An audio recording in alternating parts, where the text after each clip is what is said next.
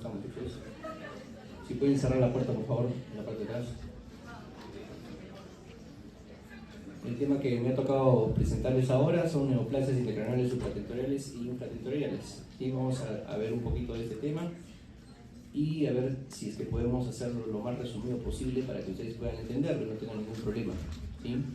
Es un tema bastante amplio, son bastantes tumores, bastante patología que se puede ver acá, pero voy a tratar de hacerlo lo más simple posible y lo que ustedes tienen que saber y aprender en realidad, ¿ya?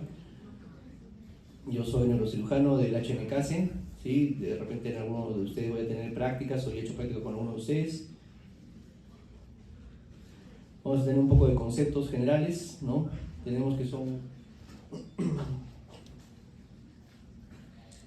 la conformación normal de las células que conforman el sistema nervioso, ¿no? Tenemos a las neuronas, ¿no? Que son el elemento base en el cual se produce la interacción nerviosa, ¿no? Los astrocitomas, que son las células de soporte en las cuales se apoyan las neuronas, y las demás estructuras como las vasos y los arterias.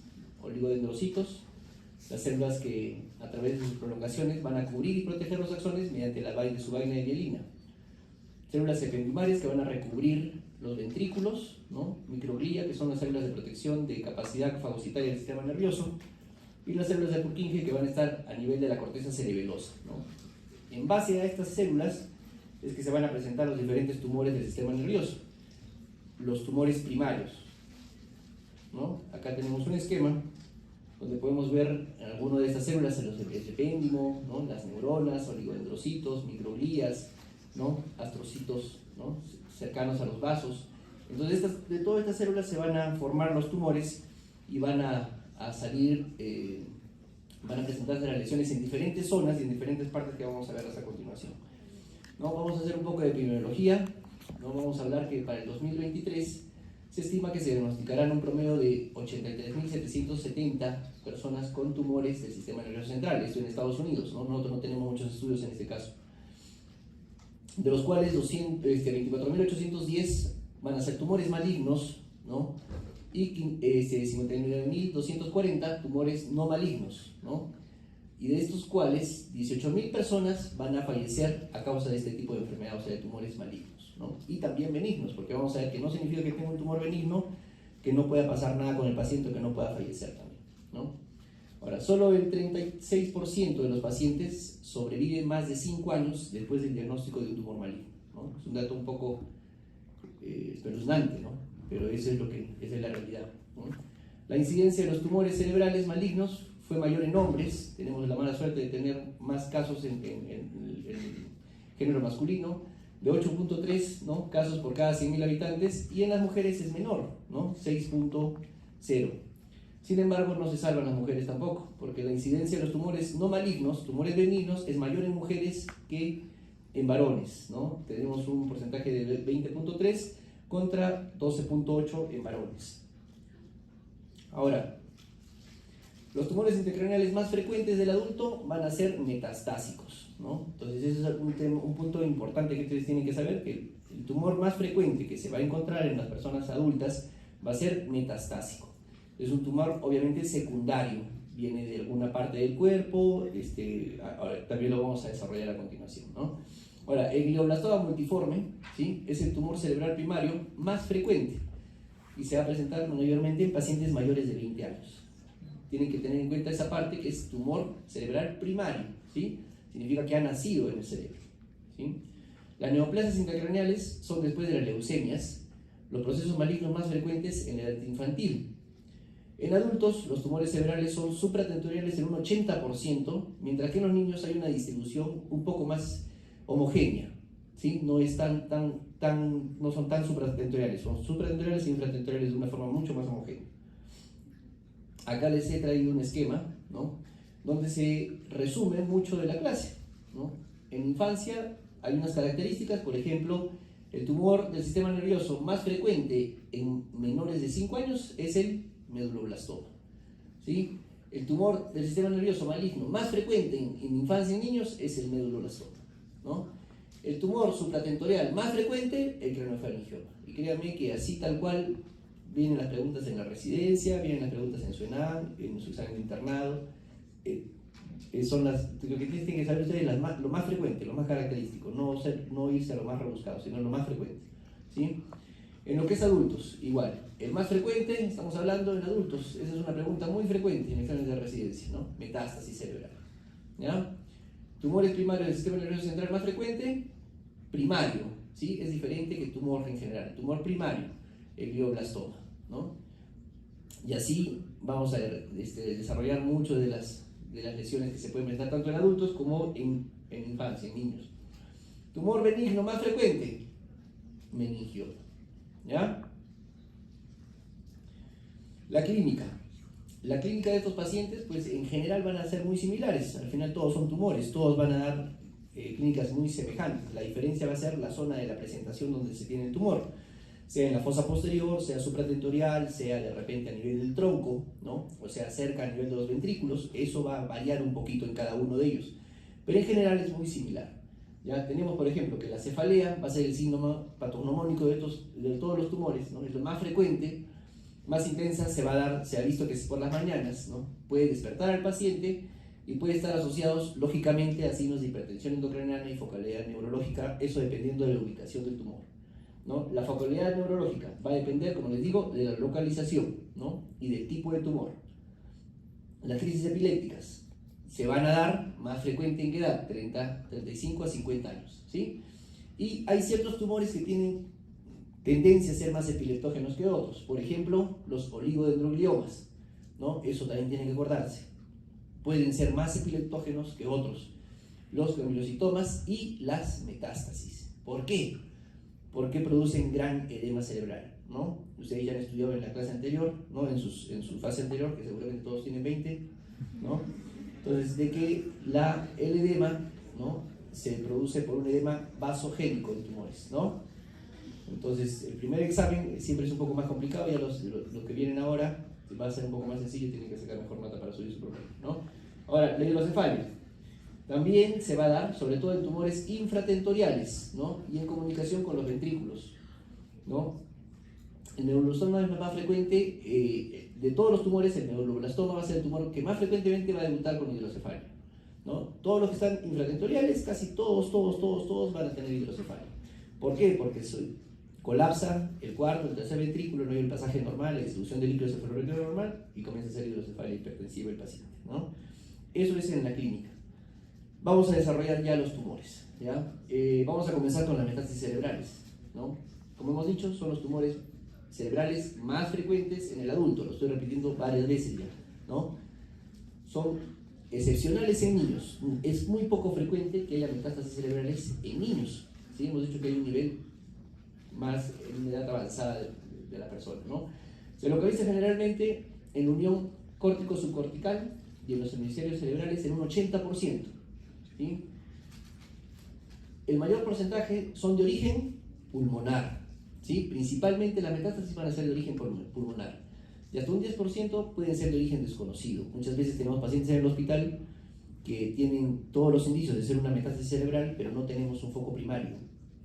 Hacer la búsqueda, buscan el primario del tumor, oncología se encarga de ello, y a veces no logramos encontrar cuál es el foco primario. Nos vemos en la necesidad de tener que hacer una biopsia cerebral para poder saber de dónde es el tumor. Sí sucede también, ¿ya? Ahora, el tumor que tiene más tendencia a metastasizar, ¿cuál es?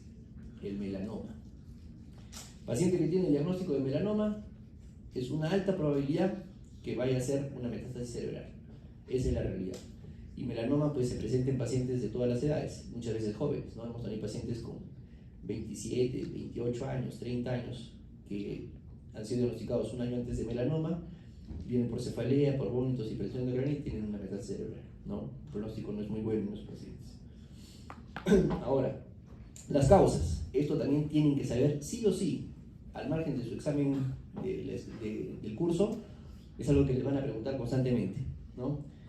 Causas de metástasis, la primera causa, pulmonar. ¿Cuánto? 39 a 59%. ¿Qué tipo? De células no pequeñas, ¿no? Cáncer de mama le sigue, de 13 a 19. Melanoma, de 6 a 11. Tumores de tracto gastrointestinal y de colon. Y por último, CA renal. Estos son los que dan metástasis a la cabeza, ¿sí? Todas estas enfermedades son las que le producen metástasis a los pacientes. Y son en ese orden. Sí tienen que acordarse porque eso lo preguntan toda la vida. Toda la vida. El diagnóstico. Lógicamente que en el hospital donde ustedes trabajen o donde vayan yendo, pues lo que ya se ha difundido bastante es la tomografía, ¿no? Entonces va a poderse hacer una tomografía, se va a evidenciar lesiones hipodensas, cuya pared se va a realzar tras la administración de contraste, ¿no? Y va a tener una captación en anillo. Esa es la característica, ¿ya? Habitualmente están rodeadas de un profuso edema, ya saben qué tipo de edema, un edema vasogénico, ¿no? Y se habla de la forma de un edema digitiforme, porque tiene forma como si fuese unos deditos, ¿no? Digitiforme. Existen algunas metástasis con tendencia a sangrar, ¿ya? Más características, ¿no? Por lo tanto, en la imagen de la tomografía van a ser más hiperdensas, como el coriocarcinoma, el melanoma, el carcinoma de tiroides, ¿no? Hipermeflora en el riñón, el carcinoma broncogénico. Eso es algo para que lo tengan como un dato anexo, pero no es algo tan relevante en realidad, ¿ya? Las imágenes, ¿no? Miramos acá imágenes de un carcinoma de pulmón, ¿no? Captante en anillo, ¿no? Hay un edema perilesional, estas áreas hipodensas, ¿no? Es edema vasogénico, ¿no? Y la imagen característica de una metástasis cerebral, ¿no? Acá una, acá abajo otra. Entonces, ¿qué se hace con estos pacientes? ¿O qué pasa? Les van a preguntar muchas veces familiares, amigos, conocidos, le encontraron a fulano de tal, o a tal persona, tal lesión, ¿qué cosa es? ¿Cuál es el pronóstico? ¿Qué va a pasar? Pues miren, ¿no? El tratamiento va a ser sintomático muchas veces. Sintomático porque se va a comenzar con corticosteroides, ¿no? Dentro de ellos, la dexametasona para disminuir el edema vasogénico, ¿sí? Eso también ya lo estudiaron. Anticonvulsivantes si el paciente presentara convulsiones, ¿no? Y el tratamiento definitivo va a ser radioterapia holoencefálica, ¿no? Se afecta múltiples áreas del parénquima cerebral, tiene que ser holoencefálica, ¿no? La cirugía puede ser, vamos a ver más adelante, qué metástasis se pueden operar, qué metástasis no se pueden operar, o qué es lo que dice la bibliografía, ¿no? Y qué es lo que hacemos nosotros en realidad. La radiocirugía se considera cuando las lesiones son menores a 3 centímetros, ¿no? Y no son abordables quirúrgicamente, ¿sí? Eso es los que van a radiocirugía o el famoso gamma knife, ¿no? Entonces, actualmente en el seguro, pues metástasis no se están mandando a radiocirugía, porque riesgo-beneficio hasta que el paciente llegue, hasta que el paciente se haga el tratamiento, pues muchas veces no tienen mucha expectativa y no se está haciendo actualmente, a pesar de que esa es la indicación, ¿no? Por el pronóstico del paciente, ¿no? Entonces, ¿qué más se hace? Quimioterapia, dependiendo del estirpe celular, obviamente, ¿no? Tratamiento dependiendo del tamaño y del tipo de tumor y de dónde se diseminó, ¿no? Y de la salud general que tenga el paciente. Básicamente eso se va a hacer una evaluación del paciente en su estado y va a ver si puede ser tributario de cirugía, si puede ser tributario de radiocirugía o darle quimioterapia, ¿no? Ahora, la supervivencia media de los pacientes con metástasis cerebral tratadas, en el texto que yo me estoy basando, indica 6 meses. Se ve también que el paciente que tiene diagnóstico y se le hace biopsia o se le hace tratamiento quirúrgico, el tiempo de sobrevida es máximo 1 año, ¿sí? Es un poco fuerte ese dato, sí, pero ese es lo que está estipulado, ¿no? Entonces, la bibliografía indica metástasis cerebrales tratadas es de unos 6 meses de vida. Este es el cuadro, ¿no?, que les estoy trayendo también. En el caso de metástasis con primario no controlado, no se evalúa la posibilidad, no se va a hacer tratamiento quirúrgico, solamente radioterapia localinaria paliativa, ¿sí? En tratamiento primario controlado, eso es lo que indica la bibliografía, ¿sí? Si tiene una lesión única, se considera posibilidad de cirugía, ¿sí? O sea, quirúrgico. Y después un asterisco, también puede haber la posibilidad, si es menor de 3 centímetros, de hacer radiocirugía, ¿no? Ahora, si son múltiples, si son más de 3, ¿no? Más de 3, pues solamente radioterapia holocraniana. Si son menos de 3, puede existir la posibilidad de cirugía o radiocirugía. En el hospital lo manejamos solamente si es que hay una lesión única. Si tenemos una lesión única, pues sí puede ser candidato a cirugía. Obviamente depende de la edad, del estado del paciente, de las comorbilidades que tenga, ¿no? Pero si son más de una lesión metastásica, pues no es tributario de cirugía. Pero esto es lo que dice la bibliografía, ¿ya? tenemos que también saber la clasificación de la OMS para grados de malignidad, ¿no? Los grados de malignidad en los tumores van a ser del 1 al 4. 1 pues va a ser una lesión con baja potencial de proliferativo, posibilidades de curación con la resección quirúrgica, ¿no? 2 generalmente son ya más infiltrantes, tienen más capacidad de hacer mitosis, ¿no? El grado 3 tiene una lesión, una malignidad histológica ya probada, ¿no? Y tiene capacidad de infiltración claramente expresa, ¿no? Y el 4 pues es una lesión que tiene una actividad mitótica bastante alta, propensa a tener necrosis, ¿no? Asociada a una evolución quirúrgica, postquirúrgica y prequirúrgica rápida de la enfermedad. O sea, el pronóstico ya no es bueno. Y vamos a ver qué tumores son grado 4, qué tumores grado 3 y así cada uno de ellos, ¿no? Ahora, ya terminamos lo que es metástasis. Vamos a pasar a la parte de los tumores primarios, ¿sí? Y les traigo también este esquema. Los gliomas son el gran conjunto, o los tumores primarios del sistema nervioso más predominantes, son los que más hay, ¿sí? Y el tumor más frecuente van a ser gliomas. Dentro de los gliomas está el subtipo glioblastoma multiforme, ¿no? Que es el más, los tumores de los astrocitarios más agresivos, ¿no? Pero está dentro de los gliomas. Es una subclasificación. Entonces, para que no se confunda mucho, acá se les está indicando, son tumores astrocitarios, todos, cada uno de ellos, el glioma multiforme, astrocitomas localizados, astrocitoma pilocítico, ¿sí? Astrocitoma pleomórfico, tumores oligodendrogliales, el oligodendroglioma, ¿sí? El anaplásico, gliomas mixtos, tumores ependimarios, cada uno de ellos, ¿no? Vamos a desarrollar los más frecuentes, no se preocupen, yo sé que son bastantes nombres raros, nuevos para ustedes, pero vamos a resolver o desarrollar los más frecuentes. Dentro de los gliomas que hemos estado hablando, ¿no? Para que se pongan y entiendan, dentro de los gliomas están los astrocitomas. Vamos a desarrollar los astrocitomas. Tenemos los astrocitomas, que es el grupo más numeroso que hemos dicho de tumores primarios.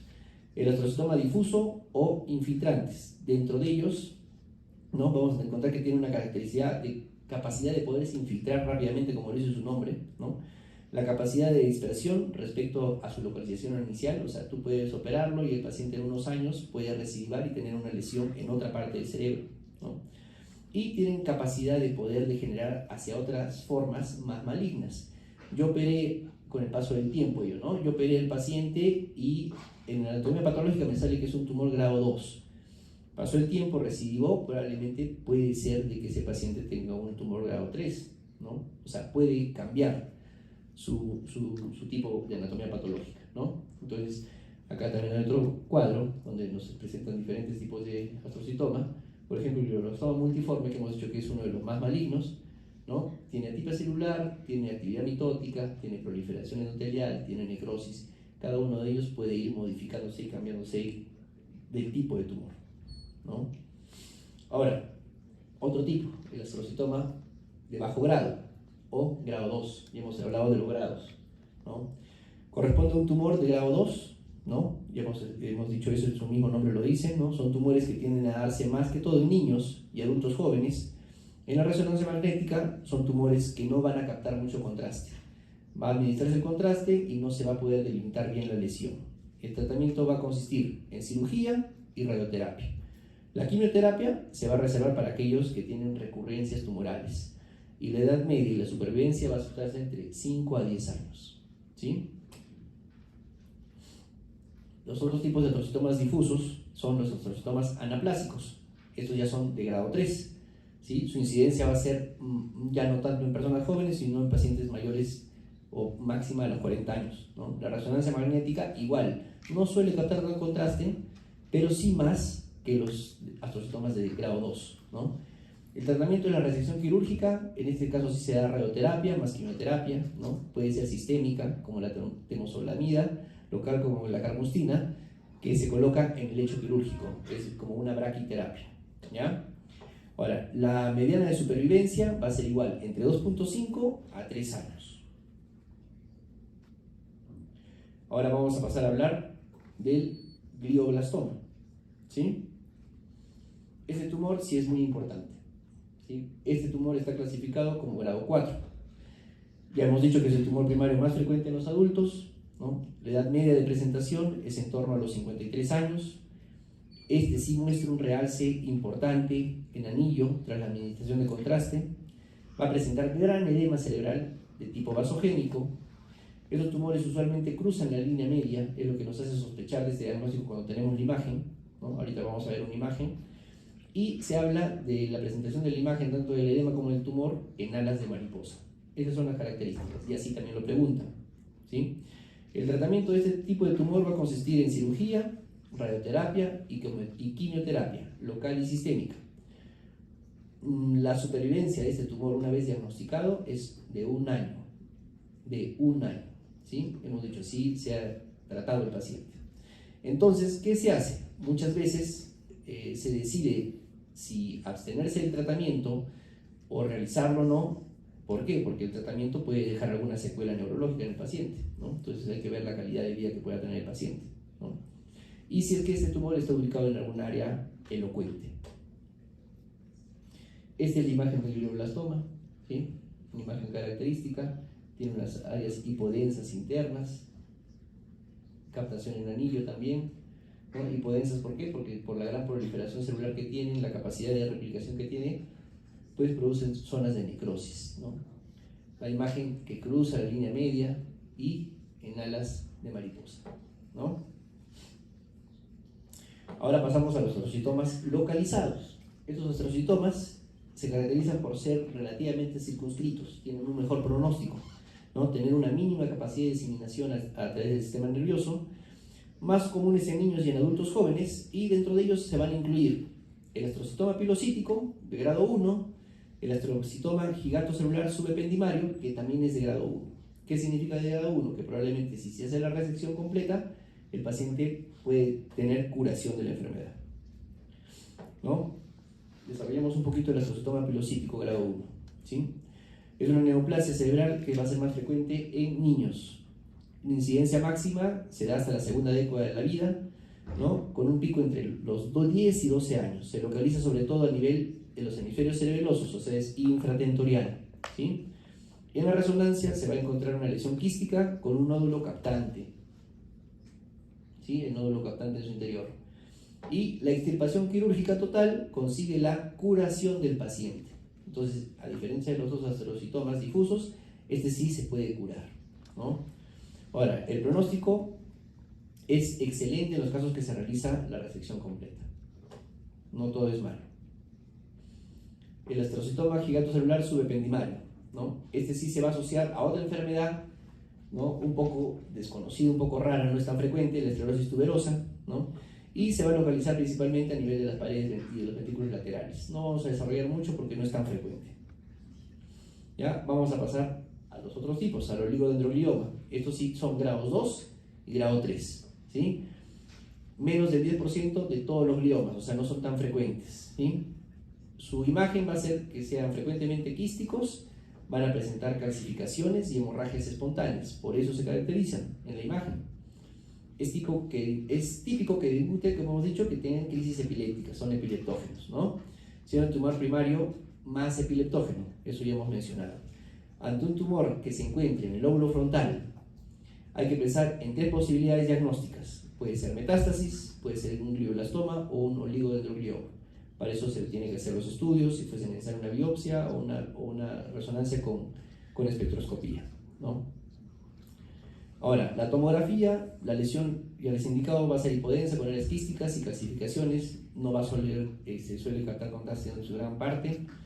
Y el tratamiento de elección va a ser la resección quirúrgica asociada a quimioterapia en los casos que el oligodendroglioma anaplásico, en el caso del oligodendroglioma anaplásico sí se requiere radioterapia, en el caso de ese solamente es oligodendroglioma. Esta es la imagen, una tomografía, una lipodensa con calcificación, una resonancia magnética, ¿no? Principalmente a nivel de la región frontal. Vamos a pasar a otro tipo de tumores, ahora vamos a hacer los ependimomas. Esos tienen una gama alta de sus grados, pueden ser grado 1, grado 2 y grado 3, ¿sí? Estos también pueden ser generalmente benignos y se van a encontrar a nivel intracraneal y representan solamente un 5 a 6% de los gliomas. Van a crecer típicamente en el suelo del cuarto ventrículo. Este dato es importante porque hay otros tumores que crecen en el techo. Este crece en el piso o en el suelo del cuarto ventrículo y por ello van a causar principalmente hidrocefalia, ¿sí? Afectan generalmente a niños. Va a ser más frecuente que se ve a nivel espinal, donde es más presente en adultos, ¿sí? El pronóstico cuando se encuentra a nivel espinal es más favorable porque no es maligno, ¿sí? Dentro de la columna, ¿dónde se van a encontrar principalmente? A nivel de la columna cervical, ¿sí? Y a nivel del filum terminal, ¿sí? ¿Y qué tipo de ependimoma se va a encontrar ahí? El ependimoma mixopapilar, ¿sí? El tratamiento de elección es la cirugía y se tiene que asociar a radioterapia, porque el ependimoma se puede diseminar al sistema nervioso, porque hay epéndimos o células ependimales en todo el sistema nervioso, hablo del cerebro y de la columna, ¿no? Puede presentar siembra, es por eso que se tiene que hacer una radioterapia en todo el neuroeje. Este es el ependimoma. Fosa posterior, a nivel del piso del cuarto ventrículo, acá también otra imagen, y en columna, a nivel del filum terminal, ¿sí? A nivel de la L5, la imagen de la tumoración también. Ahora pasamos a meduloblastoma, ¿sí? Este meduloblastoma es un tumor neuroectodermal primitivo, ¿sí? Es un tumor encefálico más frecuente en niños menores de 5 años. Va a ser la neoplasia intracraneal maligna más frecuente en la edad infantil. Y se va a originar, a diferencia del ependimoma, que hemos dicho que se encuentra en el piso, ¿no? Este va a estar en el techo del cuarto ventrículo, de ahí se va a originar. Radiológicamente va a ser un tumor sólido en fosa posterior que capta contraste en forma homogénea, habitualmente localizado en la línea media, a nivel del vermis cerebeloso. Y va a debutar normalmente con hipertensión y por estar en fosa posterior y colapsar los ventrículos, colapsar los conductos naturales, va a ser también hidrocefalia obstructiva, ¿sí? Los signos de disfunción cerebelosa puede presentar el paciente, puede presentar ataxia de tronco, puede tener signos cerebelosos, dismetrías, ¿no? Y el tratamiento de elección va a ser la cirugía, en este caso sí tiene que ser seguida de radioterapia craneoespinal y quimioterapia, porque también puede diseminarse. Captación homogénea a nivel de fosa posterior, ¿no? Cuando se administra el contraste, y central a nivel del vermis cerebeloso, y colapsa el cuarto ventrículo, por ello da hidrocefalia. Miren acá el cuarto ventrículo queda solamente un punto, y acá ni qué decir, una hidrocefalia muy evidente. Vamos a pasar a un tumor ya es bastante conocido, ¿no? Lo han escuchado seguramente antes, los meningiomas. En el caso de meningiomas es una lesión benigna, ¿sí? Ahora, esto sí tienen que saber bien, porque es algo que también se pregunta constantemente, ¿ya? Tienen que saber que es el segundo tumor intracraneal primario más frecuente. El primero hemos dicho que son los gliomas, ¿no? El segundo tumor primario más frecuente son los meningiomas, en un 20%. Es la tumoración benigna más frecuente, ¿sí? Y va a afectar principalmente a mujeres. Ahí sí se afectan a las mujeres, más que los hombres, ¿no? Entre la quinta y la sexta década de vida, en una proporción de 1.4 a 2.6, ¿sí? Y se va a originar ¿de dónde? De las células aracnoideas, de la leptomeninges, ¿no? No de la dura madre. Y la ubicación de los meningiomas pues pueden estar distribuidos en todo nuestro sistema nervioso central. Donde haya meninges recubriendo el tejido óseo, la columna, la médula, puede presentarse un meningioma. Entonces podemos tener meningiomas del surco olfatorio, de las esfenoides, de las clinoides, del agujero magno, no sé, de la parte tentorial, ¿no? De la unión occipito-cervical. La distribución de los meningiomas es muy grande, ¿no? Pueden haber parasagitales, de la convexidad, ¿no? Intraventriculares. Entonces vamos a ver un poquito más de los meningiomas. Entonces, en los meningiomas sí tenemos que hacer un punto aparte para saber un poco de lo que es la histología, ¿no? El 92% van a ser benignos y solamente un 8% van a ser malignos, ¿sí? ¿Por qué? Porque van a tener un comportamiento agresivo e infiltrativo hacia el tejido óseo, ¿no? Ahora, la Organización Mundial de la Salud lo va a clasificar en 3 grados. Va a haber 3 grados de meningiomas, tres tipos de grados. Ahora, su localización, como les he dicho, es toda esta lista. Todos estos pueden presentarse, desde supratentoriales hasta la órbita. Aquí está por sus porcentajes. Los más frecuentes que ustedes tienen que acordarse son supratentoriales, ¿sí? Y dentro de esos supratentoriales, ¿sí?, ¿cuáles van a ser? Parasagital y de la convexidad. Esos son los más frecuentes, ¿sí? Entonces, 3/4 partes de los tumores van a estar supratentoriales, el resto en todos los lugares donde están visualizando en la diapositiva. Acá tenemos, ¿sí?, un meningioma del surco olfatorio. ¿Por qué se van a caracterizar? Porque van a tener una captación de contraste muy homogénea. Se dan cuenta que todos están muy hiperintensos, ¿sí?, blancos. ¿Por qué? Porque tienen una captación en esta característica. Es lo que principalmente identifica los meningiomas, ¿no? Acá otro a nivel parasagital, ¿no?, de la convexidad. Ahora, esa es la clasificación de los tipos de meningiomas. ¿Cuántos tipos hay? Hay 15, ¿sí? Dentro de los cuales los de primer grado son los que ocupan la mayor parte. Los meningoendoteliales, los fibrosos y los transicionales y los hemomatosos son los más frecuentes. Los de grado 2, ya menos, ¿no? Cordoide, meningioma típico. Y los de grado 3, esos sí son importantes porque son los que pueden malignizarse y pueden sí ocasionar la muerte del paciente, ¿no? Meningioma papilar, meningioma anaplásico y el rhabdoide, ¿no? Comportamiento agresivo porque pueden infiltrar. El diagnóstico, igual, la tomografía, ¿no? Captación del contraste homogéneo, bien redondeado, bien delimitado, tanto en la tomografía como en la resonancia, ¿no? ¿Y qué se va a encontrar? Va a ser un realce durante la tomografía y se va a encontrar algo que le dicen duraltil, ¿no?, o cola dural, que es esta imagen de acá, ¿sí?, pegados al tumor, una colita pegado al tumor, que es lo que caracteriza a los meningiomas, ¿no? A veces algunos meningiomas, esos que tienen capacidad infiltrativa, pueden producir perostosis, un fenómeno de blistering, que es cuando el hueso se ampolla, una exostosis. El paciente puede tener una prominencia en esa zona, porque el tumor o el meningioma pasa hacia la plaqueta y hace que crezca el hueso en esa zona. El tratamiento, pues la resección completa es curativa, ¿sí?, porque toda la mayoría, la gran parte de meningiomas son grado 1, ¿sí? La radioterapia se va a reservar para aquellos pacientes que tienen tumores o meningiomas malignos atípicos, resecciones que se hagan incompletas o casos recidivantes. Y en general, un meningioma sí es un pronóstico favorable. Bueno, sin embargo, depende mucho la ubicación del tumor, ¿sí?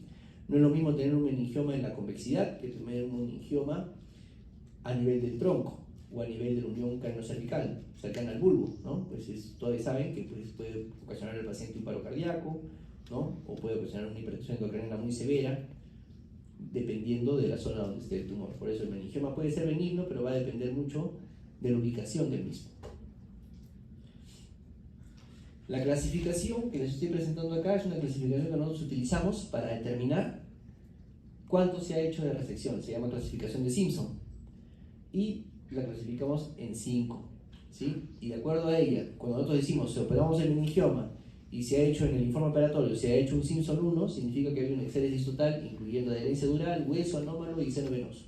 Y el porcentaje de recidiva es el 9%. Entonces, cuando ustedes lean en algún informe o algo que les mande, se hizo el paciente una cirugía de meningioma y se hizo un Simpson 5, pues ustedes ya van a saber que ese paciente probablemente va a tener una alta posibilidad que se haga una recidiva, hasta un 50%. ¿Por qué? Porque hizo solamente descompresión y toma de biopsia, no se pudo hacer más, ¿sí? Así es como nosotros clasificamos la intervención quirúrgica en los meningiomas, solamente en los meningiomas. Ahora aquí, ¿no?, para que vean cómo es, puede ser benigno un meningioma, pero mucho va a depender la ubicación, ¿no? Se puede ver una lesión, ¿sí? ¿Sí la distinguen? Una lesión premedular a nivel de la unión occipito-cervical. Esta es la vértebra C2, C1, ¿sí? Y se mira cómo la médula está completamente comprimida, ¿no? Prácticamente ya no se mira médula. Esta es la médula y aquí prácticamente ya no hay nada.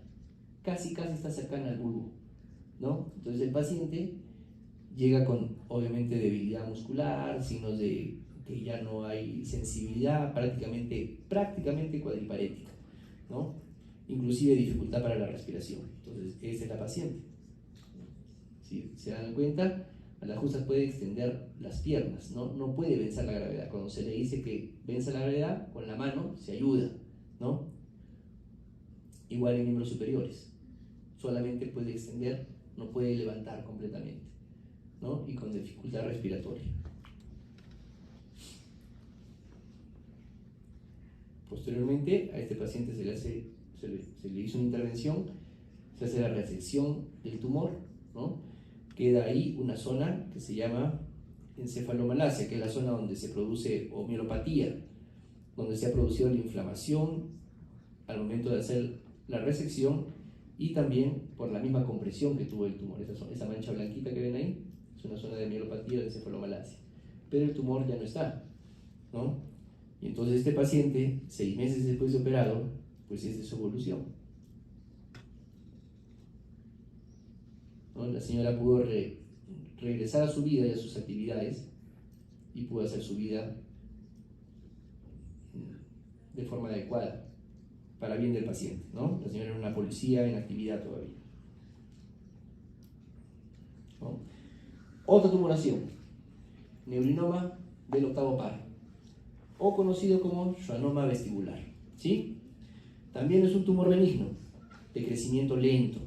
Se va a originar a través por la vaina de mielina, ¿no? De la rama vestibular del par craneal o del nervio auditivo, ¿no?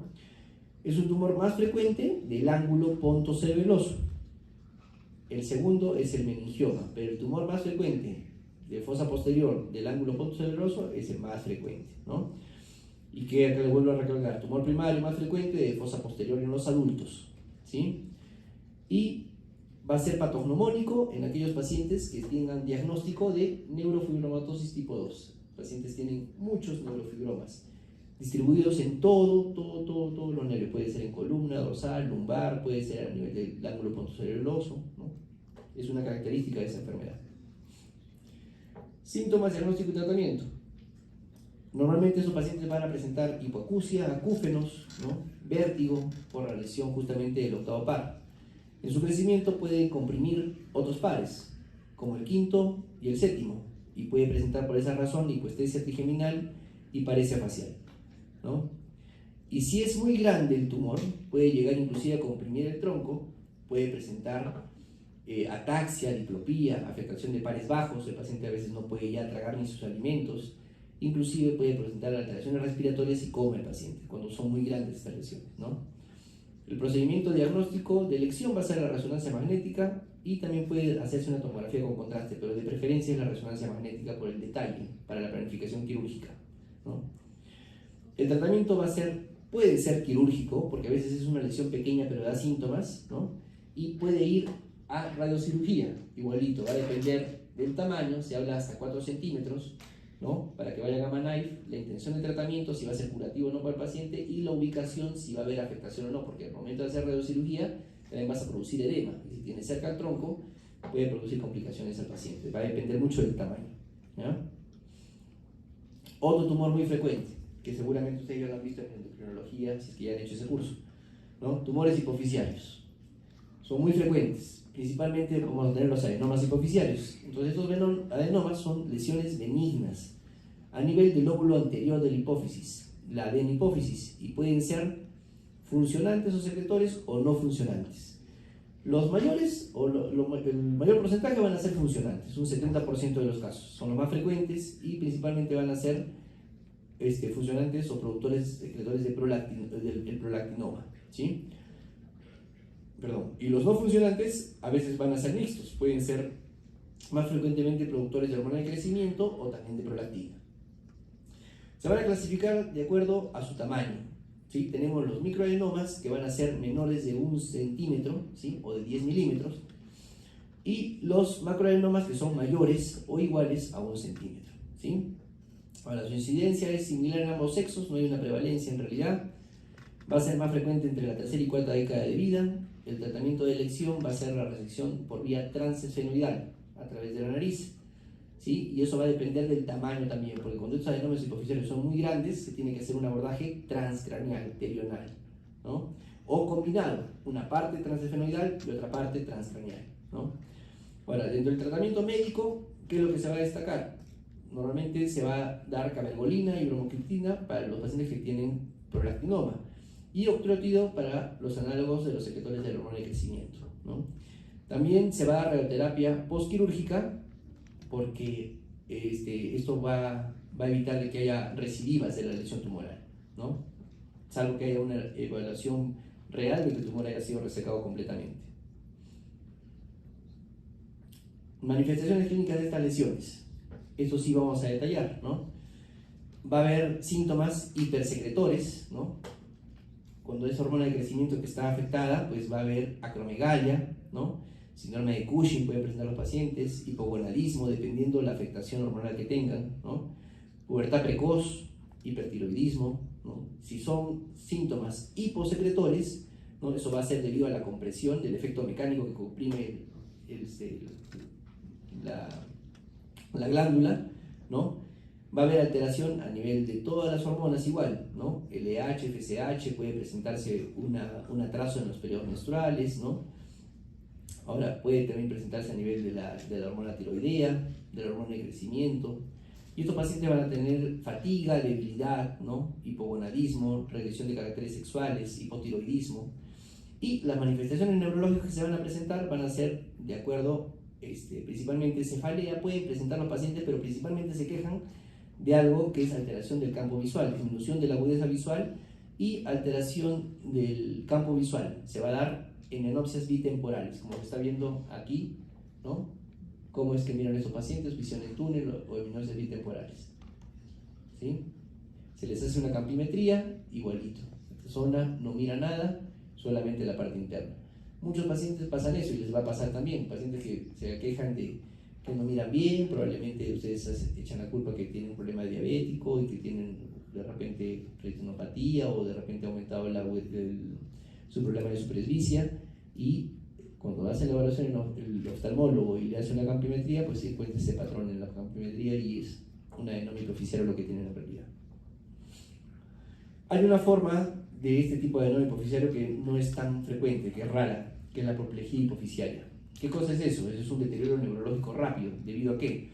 ¿Y qué va a presentar? Este paciente va a presentar rápidamente, tiene un adenoma hipoficiario de un tamaño, un macroadenoma normalmente, ¿no? Va a tener cefalea, deterioro visual, ¿no? Puede inclusive tener amaurosis súbita. ¿Qué significa eso? Que el paciente no mira, deja de ver de un momento a otro, ¿no? Oftalmoplejía, reducción inclusive de la conciencia debido a la hemorragia que puede presentar este tumor.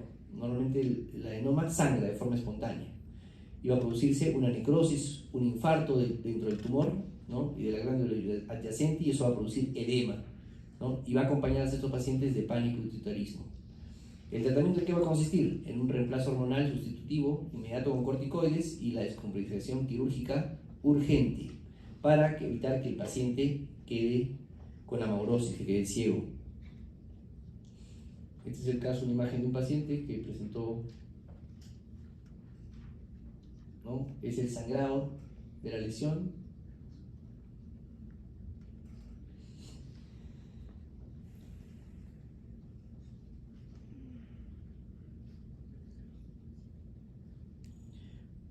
Otra lesión, otro tipo de tumores, ¿sí? Craniofaringiomas. Esos tumores van a ser disembroplásticos, ¿no? Originado del resto de los residuos de la bolsa de Rattke, ¿sí?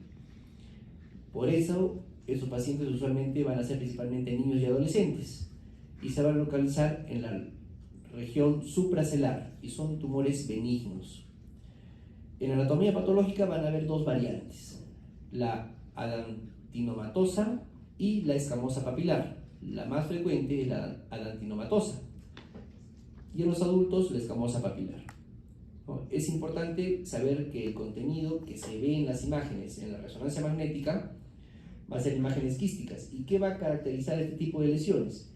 Que estas lesiones quísticas, y eso está escrito en los libros, en la literatura que ustedes van a revisar, tienen un componente o un aspecto de aceite de motor, así tal cual. Se describe aceite de motor, lo describen como aceitoso de color verde, ¿sí? O de color amarillo, como aceite de motor. Y cuando nosotros operamos y retiramos este tipo de lesiones, se evidencia ese tipo de contenido en los quistes, ¿no? Ahora, pueden tener una pared parcialmente calcificada, y eso lo pueden ver en una placa de rayos X simple, ¿no? Se va a describir las calcificaciones en paréntesis, ¿no? En la rayos X lateral del cráneo, acá está, ¿sí? En esa zona. Entonces no necesito tener una tomografía para tener la sospecha, ¿no? Voy a hacer una placa de rayos X a un paciente, un niño, y tiene ciertas características, cierta clínica, pues puedo sospechar que puede estar teniendo un cráneo faringioma, ¿no? ¿Qué manifestaciones clínicas van a tener esos pacientes? Van a tener una disminución neuroendocrina, o sea, en general va a haber alteración de todas las hormonas, van a tener un hipopituitarismo, ¿no? O sea, va a haber una alteración a nivel de la prolactina, de la TSH, T3, T4, FSH, LH, todo va a estar alterado en esos niños, ¿no? La campimetría o la visión también se va a ver alterada, pero a diferencia del adenoma hipoficiario, estos pacientes pueden presentar hemenopsia bitemporal o cuadrantopsias inferiores, por el tipo de crecimiento que tiene el tumor, que es de arriba hacia abajo, el otro es de abajo hacia arriba, ¿ya? Ahora, puede producir talla baja, obesidad, afectación hipotálamo hipoficiaria. Esta es la imagen de la lesión, si se dan cuenta es gran contenido quístico, ¿no? Normalmente en pequeños, ¿no? Obviamente el tratamiento va a ser de elección, tratamiento quirúrgico, ¿no? Se ha utilizado también evacuación del contenido del quiste de forma esterotáxica. ¿Qué es la esterotaxia? Con unas coordenadas se ingresa una aguja directamente a la zona donde está el quiste, donde está la lesión, y se retira la sustancia, o se saca la biopsia, o se retira el contenido del quiste, disminuye el contenido del quiste y el paciente pues mejora su clínica. Pero lo malo de eso es de que el quiste va a volver a llenarse, ¿no? También se puede hacer terapia intracavitaria con radioisótopos como el itrio y el fósforo, bleomicina intralesional, ¿no? Interferón alfa, radioterapia convencional, y también puede ser factible hacer radiocirugía. Ahora, el último tumor, pero no menos importante, el hemangioblastoma, ¿sí? Este es un tumor benigno, mayormente va a estar ubicado en fosa posterior, o sea, infratentorial. Es el tumor más frecuente primario de las lesiones intraaxiales, ¿sí? De fosa posterior del adulto. Puede ser sólido, pero mayormente está acompañado de un componente quístico con un nódulo mural hipercaptante. Ahorita vamos a ver la imagen, ¿no? Hasta un 20% puede ocurrir en el contexto de la enfermedad de von Hippel-Lindau. Esos pacientes pueden presentar este tipo de lesión, y en esos casos, ¿no? Esos pacientes van a tener la frecuencia de múltiples hemangiomas, tanto retinianos, viscerales, pueden tener tumores quísticos a nivel del páncreas y del riñón, ¿no? Es típica la relación con la enfermedad del feocromocitoma, ¿sí? Y este tumor va a causar y va a producir eritropoyetina, ¿no? Que es una característica, la presencia de policitemia en esos pacientes. Y el tratamiento de elección en un hemangioblastoma es principalmente cirugía, ¿sí? Componente quístico, un nodo sólido captante a nivel de fosa posterior en un adulto, sospecha diagnóstica, hemangioblastoma. Es una imagen que se tiene de la Sebastiana, que es la casa de Pablo Neruda en Antofagasta, en Chile. Y nada más. Si hay alguna pregunta, eso sería todo.